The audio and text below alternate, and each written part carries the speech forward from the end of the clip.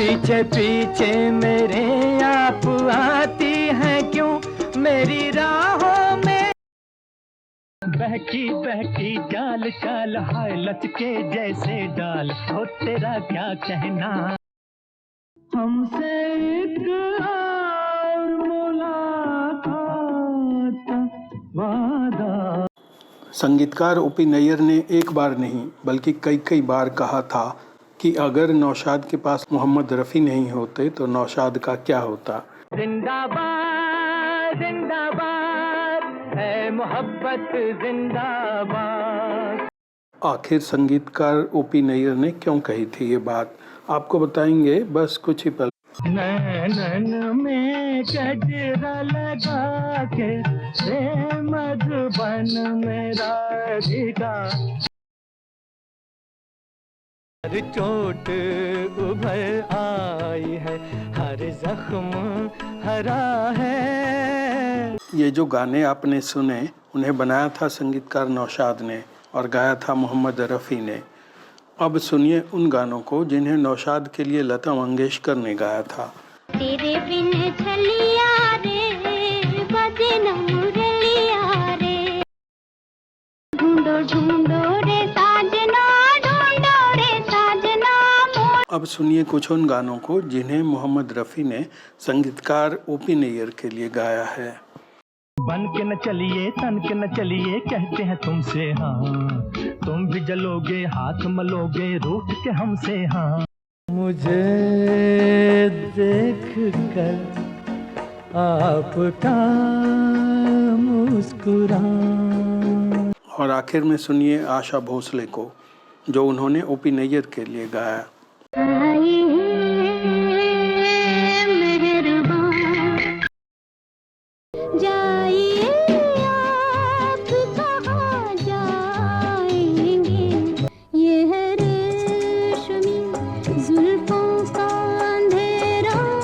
संगीतकार नौशाद और ओपी नैयर के गाने मैंने आपको इसलिए सुनाए क्योंकि ओपी नैयर ने एक बार नहीं बल्कि कई बार कहा था कि अगर नौशाद के पास लता मंगेशकर नहीं होती, मोहम्मद रफ़ी नहीं होते तो नौशाद का क्या होता।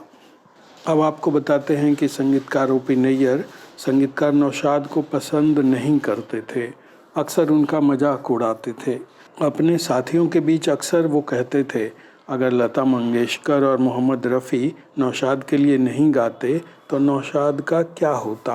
मोहब्बत की झूठी कहानी पे रोए, मान मेरा एहसान अरे नादान के मैंने तुझसे किया है प्यार। ओपी नैयर को लगता था कि मोहम्मद रफ़ी की आवाज़ की वजह से नौशाद को फ़ायदा होता है। नौशाद ने मोहम्मद रफ़ी से कुल 149 गाने गवाए हैं। हमको भी साथ ले ले, हम रह गए अकेले। ओपी नैयर का कहना था कि लता मंगेशकर का भी लाभ नौशाद को मिला। लता मंगेशकर ने नौशाद के लिए 167 गाने गाए। सारी दुनिया नजर आती है दुल्हन आज के। ओपी नैयर का यह भी कहना था कि नौशाद की सफलता में मोहम्मद रफ़ी का लता मंगेशकर का हाथ है, न कि संगीतकार नौशाद का। तू है तो फिर क्या है गम। आपको बता दें कि ओपी नैयर ने लता मंगेशकर से कभी गाना नहीं गवाया और पूरी ज़िंदगी उन्होंने लता मंगेशकर की आवाज़ के बिना गुजार दी।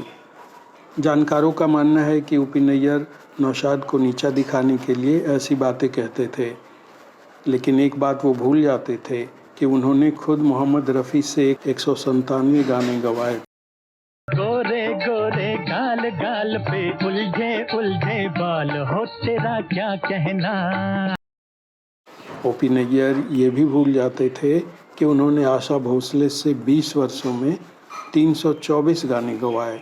यदि आशा भोसले ओपी नैयर के लिए ना गाती, मोहम्मद रफ़ी ओपी नैयर के लिए ना गाते तो ओपी नैयर का क्या होता।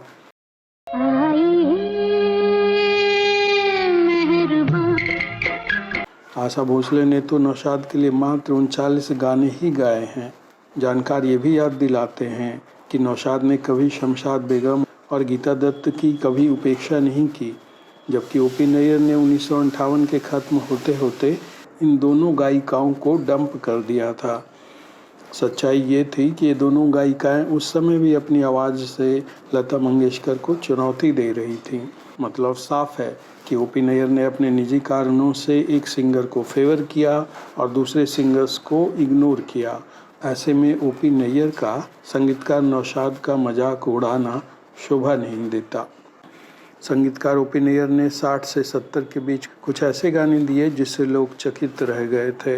यही वजह है कि उन्होंने नौशाद का मजाक उड़ाना शुरू कर दिया था, कहना शुरू कर दिया था कि मोहम्मद रफ़ी और लता मंगेशकर की वजह से नौशाद सफल हुए हैं। हमसे एक और मुलाकात। इस एपिसोड में आज इतना ही। अगर अब तक आपने इस चैनल को सब्सक्राइब नहीं किया है तो अब ज़रूर कर लें। अब हमें आज्ञा दीजिए। नमस्कार। नैन लड़ गए हैं तो मनवा माँ